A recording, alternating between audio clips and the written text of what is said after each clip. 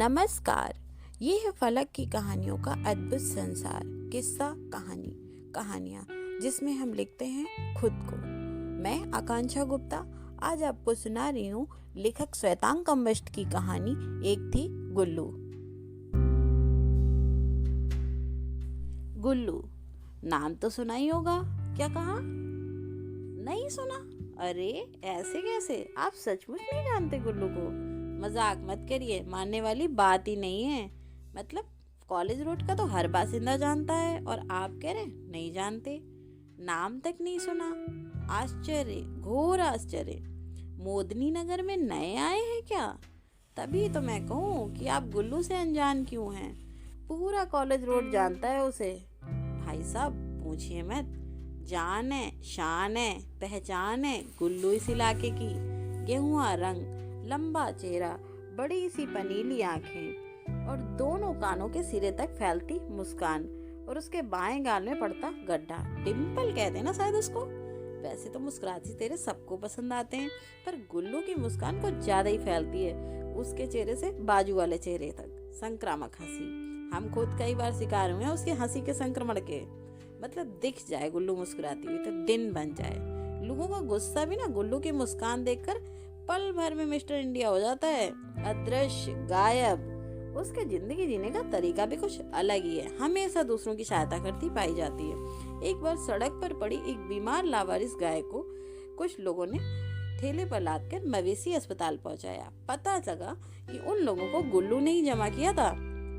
एक बार एक बाइक सवार ने मोदिनी प्रताप खरवाड़ चौक पर एक साइकिल सवार को टक्कर मार दी और फिर बाइक वाला धौंस दिखाने लगा।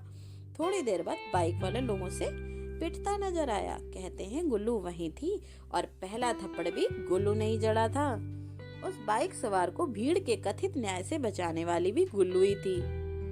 जब ग्रेजुएशन में थी तब का भी एक किस्सा है। फर्स्ट ईयर में थी, उसी समय की बात है।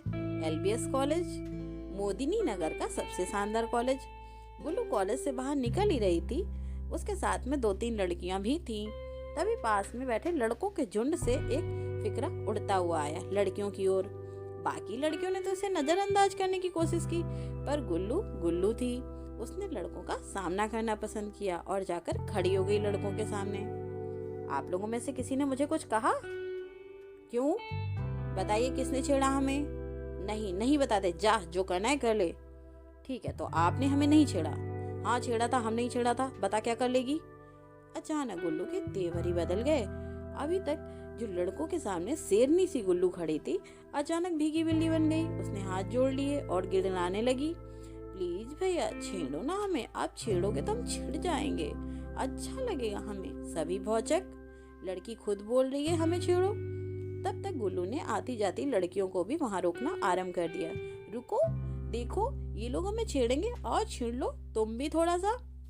गुल्लू की ऐसी विचित्र बातें सुनकर लोग वहां रुककर तमाशा देखने लगे। बढ़ती भीड़ देखकर लड़कों ने वहां से खिसकना चाहा, पर गुल्लू ने रास्ता रोक लिया। बिना छेड़े नहीं जाने देंगे आज, प्लीज छेड़ो ना हमें, आप लोगों से छिड़कर हमें भी मजा आएगा। बस फिर क्या था, लड़के जैसे तैसे भाग खड़े हुए। ऐसे भागे जैसे सींग के नीचे से गधे के सिर से सींग दिखे नहीं लंबे समय तक।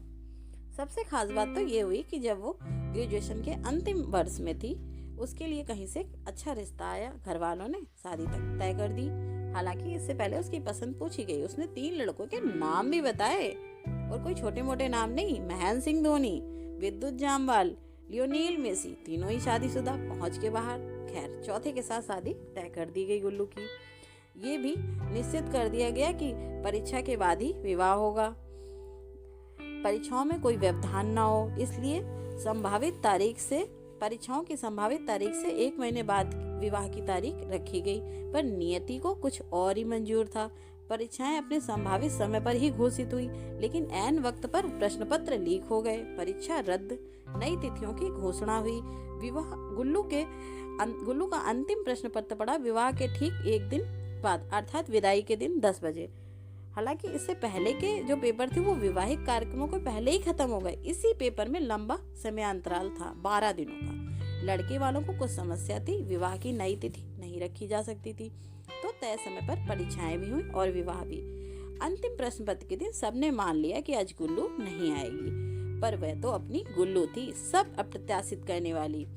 पहली पारी में परीक्षा ही थी, 10 बजे शुरू भी हो गई। लगभग 10 मिनट ही बीते थे कि फूलों से एक सजी कार कॉलेज पहुंची। उससे उतरी दुल्हन के वेश में सजी सिमली गुल्लू, माथे पर ताजा सिंदूर लगाए, भारी भरकम जेवर पहने, भारी सी साड़ी पहने। उसे चलने में समस्या तो हो रही थी, किसी तरह चलते चलते परीक्षा कक्ष तक पहुंची, बैठी, परीक्षा दी अच्छे से। 3 घंटे का पर्चा था, 2.5 घंटे से पहले निकलने की अनुमति किसी को नहीं थी। पर जब वह 1.25 घंटे बाद ही पर्चा जमा करने लगी तो उसकी विशेष परिस्थिति को देखकर उसे जाने दिया गया और उसकी तस्वीर भी छपी अखबारों में। दुल्हन बनी, परीक्षा देती। उस दिन के बाद उस गुल्लू को किसी ने नहीं देखा, क्योंकि जो परीक्षा कक्ष में गई थी अल्लड़ मस्त मौला चुलबुली सी गुल्लू गई थी, और जो परीक्षा भवन से बाहर आई वो एक आत्मविश्वासी, दृढ़ निश्चयी, ओजपूर्ण नवयुवती थी। बाहर कार में प्रतीक्षा करे अपने नवविवाहित पति के साथ चली गई। परीक्षा का निर्णय दोनों परिवारों की सहमति से हुआ था।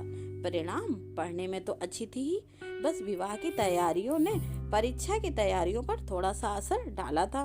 बस डिक्टेंशन नहीं आ पाया, पर ऐसी विचित्र परिस्थिति में भी टॉप 5 में रही।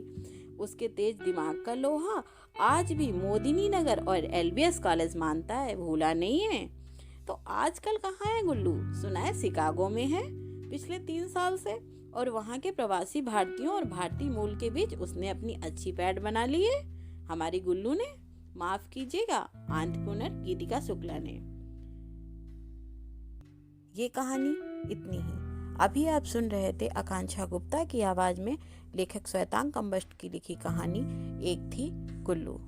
फिर मिलते हैं एक नई कहानी के साथ। तब तक अगर कहानी पसंद आई हो तो उसे लाइक करें और चैनल को सब्सक्राइब करना ना भूलें।